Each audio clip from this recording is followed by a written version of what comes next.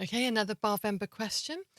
Rosie and Jack buy a present for a friend. Jack has 3/5 of the money that Rosie has. They agree to share the cost of the present. Rosie pays 80% of the cost of the present and Jack pays the rest. Jack uses a quarter of his money to pay for the present. Rosie has £32 left, and we are asked how much the present cost.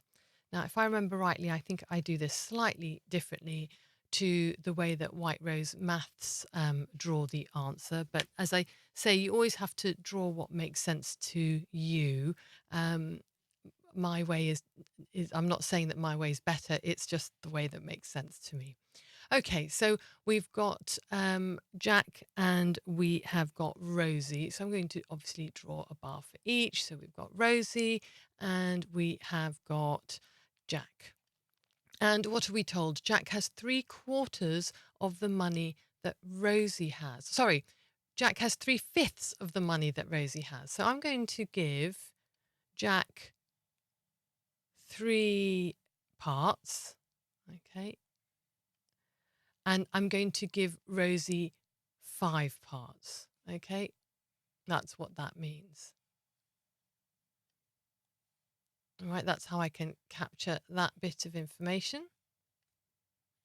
So Jack has 3/5 of the money that Rosie has. Rosie's been divided into fifths and Jack has the equivalent to 3 of those. I've captured that bit of information. They agree to share the cost. Rosie pays 80%, Jack pays the rest. Jack uses a quarter of his money to pay for the present. Now, this is where I think I differ from White Rose Maths and how I draw it, because they just exchange this. They turn this into quarters, which you can see if I divide that by half, and I can do that by half again. What I am going to do instead is to think about how to split this up so that I can find quarters of it. And so what I'm going to do is actually divide each of these into quarters. Okay, which of course is going to give me 12ths in effect here, but I'm just dividing it up like this. And then because I'm dividing this up like this, I'm going to do the same here because I like to try keep the parts equal. And I think that's why I didn't draw it the way that White Rose Maths did, because they end up with different size parts, which is fine. This is just the way I'm doing it. Right, so we've got, I'm splitting everything so that we've got equal size parts. I don't know why I'm drawing upwards. It's easier to draw down. At least what I prove is you don't need to have good drawing or handwriting skills to be able to use bar models. Right. Now what? So we did that because I wanted to split this into quarters because it says Jack uses a quarter of his money to pay for the present. Okay, so what would that be? Well, this is 4, 8, 12. Well, a quarter would be 3. So that's 3 parts Jack uses. All right, so this 3 parts is a quarter of Jack's money.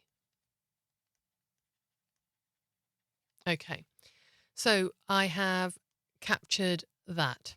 Now, what we also are told is that this 3 parts is equal to 20% of the present.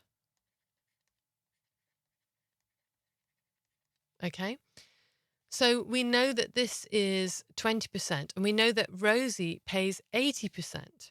Well, if 3 is 20%, 6 is 40%, and 12 must be 80%. I'm sort of thinking of how, lots of the year fives that I know might be thinking about that. So if 3 is 20%, then we know that 12 parts equals 80%.